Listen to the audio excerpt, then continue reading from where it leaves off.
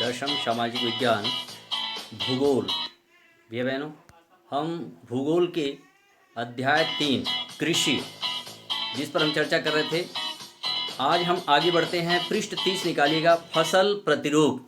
तो आइए, फसल प्रतिरूप में बदलाव, साकरा गांव की एक कहानी यहाँ से हम देखते हैं। आप पृष्ठ क्रमांक 30 देखिएगा भैया बहनों। तो आइए, साकरा गांव, वैसे तो हमारे छत्तीसगढ़ में बहुत से गांव साकरा नाम से है, परंतु आज हम जो चर्चा कर रहे हैं छत्तीसगढ़ के ऐसे गांव जो धमतरी जिले के नगरी तहसील का एक प्रमुख गांव है। और यह धमतरी जिले का एक बड़ा गांव है जहां पर लोग विभिन्न आर्थिक गतिविधियों में लगे रहते हैं। किंतु भैया बहनों, आज यहाँ पर हम ये देख रहे हैं कि इस गांव में अधिकांश जो लोग हैं वो क्या कर रहे हैं, कृषि से जुड़े हुए हैं। और पहले किसान यहाँ मात्र धान की खेती करते थे। यहाँ की अधिकांश कृषि मानसूनी वर्षा पर आश्रित थी और अधिकांश लोग कृषि कार्य में खरीफ की फसल मानसूनी वर्षा के माध्यम से लेते थे भैया बहनों। पर खरीफ के बाद ये रबी, जैसे उसमें हम क्या चना, लाखड़ी, गेहूं, अलसी आदि फसल भी यहाँ के लोग उगाते थे। रबी की फसल अपेक्षाकृत कम क्षेत्र में बोई जाती थी, जबकि खरीफ की फसलें बहुत अधिक इनका क्षेत्र था। परंतु भैया बहनों, हम देखते हैं कि लगभग 25 वर्ष पहले सोंढूर जलाशय, आपने सोंढूर नदी का नाम सुना होगा, पैरी, सोंढूर, महानदी।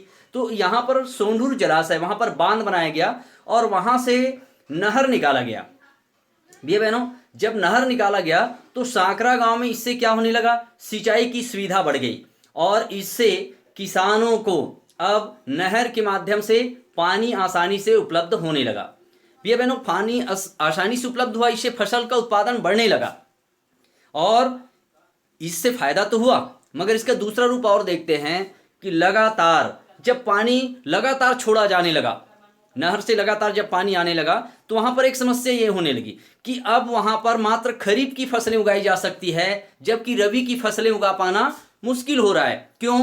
क्योंकि रबी की फसलों के लिए अधिक पानी की जरूरत नहीं है। मतलब किसान मात्र क्या कर रहा है, धान का ही पैदावार कर पा रहा है। जहां वो गेहूं, चना, अलसी, लाखड़ी इस खेती को करता था, अब उसे पानी के कारण क्या करना पड़ रहा है, छोड़ना पड़ रहा है। और उत्पादन, धान का उत्पादन तो बढ़ गया, मगर रबी की फसलें अब उनको उगा पाना संभव नहीं हो रहा था भैया बहनों। यहां पर देखते हैं कि जहां एक तरफ किसान फायदे में है, वहीं कुछ समस्याओं का भी उसे सामना करना पड़ा।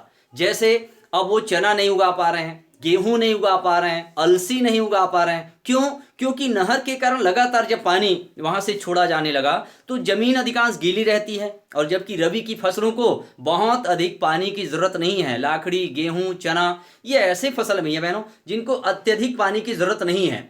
फिर उसके साथ साथ और क्या समस्या होने लगी, इससे मिट्टी लगातार गीले होने के कारण मात्र यह धान की फसल तक ही सीमित रह गया। उसके बाद हम देखते हैं भैया बहनों, किसान अब खेतों में एक ही प्रकार की फसल धान बार बार वो क्या करने लगा, उगाने लगा। इसके साथ साथ चना, खेसारी आदि दलहन वर्ग की जो फसलें हैं, मिट्टी में नाइट्रोजन को संवर्धित करने में सहायता करती है। मतलब जब दलहन की फसलें बोई जाती भैया बहन, तो ये क्या होता है, भूमि की उपजाऊ क्षमता को ये बढ़ा देता है। मगर अब क्या हो रहा है, लगातार पानी से जमीन गीली है, मिट्टी की उपजाऊ क्षमता को वो क्या करने लगे हैं, धुलने लगा है। और इसके कारण अब वहां पर देखते हैं कि जहां रासायनिक उर्वरकों का, कीटनाशक दवाइयों का प्रयोग बढ़ने लगा सिंचाई सुविधाओं के कारण, जिन खेतों में पहले वही किसान मछलियां पकड़ते थे, अब कीटनाशक दवाइयों के कारण वहां मछलियां भी नहीं है, यहां तक केंचुआ भी नष्ट होने लगे जो मिट्टी की उपजाऊ क्षमता को बढ़ा देते हैं। तो कहने का अभिप्राय क्या हुआ, रासायनिक खाद और कीटनाशक की खेती खेतों में ज्यादा उपयोग करने से उनका दुष्प्रभाव भी अब देखने को मिला और मिट्टी की उपजाऊ क्षमता में कमी आने लगी। वह धान में मात्र धान की फसल तक ही सीमित रह गया। इसके साथ साथ हम देखते हैं कि जो कृषि कार्य में जो निर्भरता है वो मात्र धान के ऊपर आश्रित हो गया, जहां पर वह लाखड़ी, चना, गेहूं, अलसी ये फसलें उगाता था, आज वह फसल उगा पाना संभव नहीं हो रहा है भैया बहनों। कहने का अभिप्राय ये है कि आज लगातार बीज, उर्वरक, कीटनाशक दवाई आदि के कारण निर्भरता बढ़ी और उसके कारण अब दुकानों से ही हमें यह सब खरीदना पड़ रहा है और हमारा कृषि कार्य भी अत्यधिक खर्चीला हो रहा है। सांकरा गांव की कहानी ये बता रहा है, जहां वहां सोंढूर नदी ने एक तरफ वरदान बना दिया कि धान की फसल की पैदावार को बढ़ाने के लिए पानी उपलब्ध हो गया, सिंचाई सुविधाएं उपलब्ध हो गया, परंतु भैया बहनों दूसरी तरफ देखते हैं कि वहां रबी की फसलें जो उगाई जाती थी वो अब संभव नहीं हो रहा है। पानी अधिक होने के कारण रासायनिक दवाइयों और कीटनाशक दवाइयों का प्रभाव बढ़ने लगा और उसके कारण आज किसान का कृषि कार्य खर्चीला हो गया है। कहने का अभिप्राय यह है भैया बहनों, पूरी बात सांकरा गांव की कहानी ये बात कह रहा है कि कोई भी चीज अगर अत्यधिक उपयोग किया जाए तो अति सर्वत्र वर्जित, हर जगह अधिकता नुकसानदेह होता है और यही सांकरा गांव की कहानी है। भैया बहनों आज की कालखंड में इतना ही। धन्यवाद।